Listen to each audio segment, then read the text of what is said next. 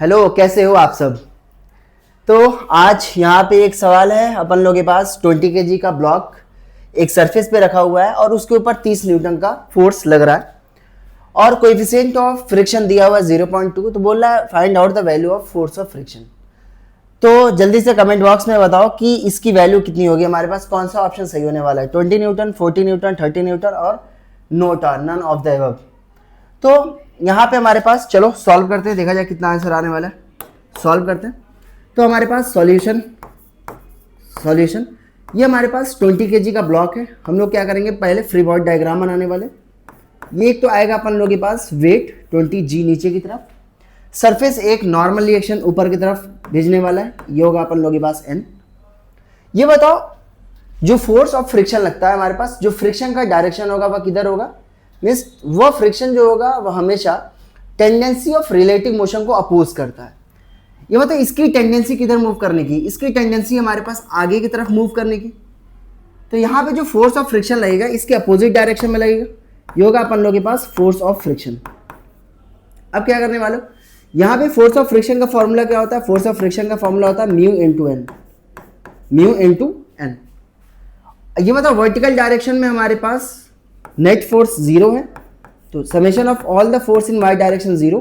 इसका मतलब ऊपर वाला फोर्स किसके बराबर होगा, नीचे वाले फोर्स के बराबर।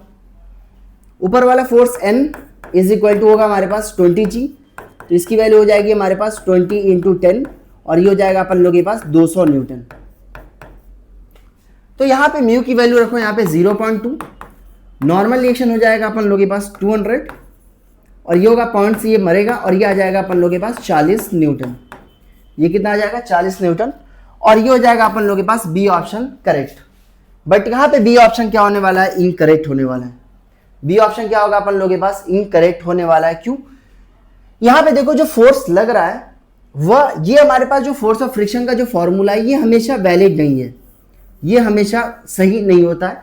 ये फोर्स ऑफ फ्रिक्शन की मैक्सिमम वैल्यू है। अगर जो अप्लाइड फोर्स है, अगर हमारे पास जो अप्लाइड फोर्स है, अगर अप्लाइड फोर्स ऑफ फ्रिक्शन के मैक्सिमम वैल्यू से कम रहेगी तो जो फोर्स ऑफ फ्रिक्शन की वैल्यू होगी वह अप्लाइड फोर्स के बराबर हो जाएगी, अप्लाइड फोर्स के बराबर हो जाने वाली है। तो यहाँ पे जो आंसर आएगा वह क्या आने वाला है, जो फोर्स ऑफ फ्रिक्शन की वैल्यू हो जाएगी अप्लाइड फोर्स के बराबर। अप्लाइड फोर्स कितना है यहाँ पे 30 न्यूटन, क्योंकि जो फोर्स ऑफ फ्रिक्शन की जो मैक्सिमम वैल्यू है हमारे पास, लिमिटिंग वैल्यू है वह कितनी है यहाँ पे 40 न्यूटन। तो 30 न्यूटन आप लगाओगे, फोर्स ऑफ फ्रिक्शन बोलेगा मेरी इतनी औकात है कि मैं इसको रोक सकता हूं 40 मतलब 30 न्यूटन लगा के, तो ये 30 न्यूटन लगाएगा।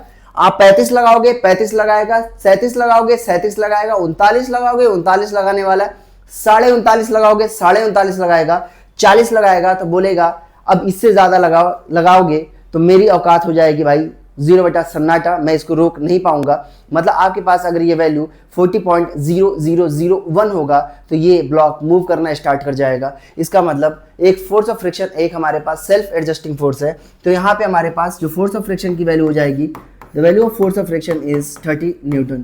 तो यहाँ पे कौन सा ऑप्शन सही होने वाला है, तो बी ऑप्शन मत करना, यहाँ पे सबसे ज्यादा गलतियां होती हैं। तो आप क्या करोगे, कौन सा ऑप्शन सही होने वाला है, सी ऑप्शन करेक्ट आंसर होने वाला है। तो ऐसी वीडियोस देखने के लिए लाइक करो, सब्सक्राइब करो।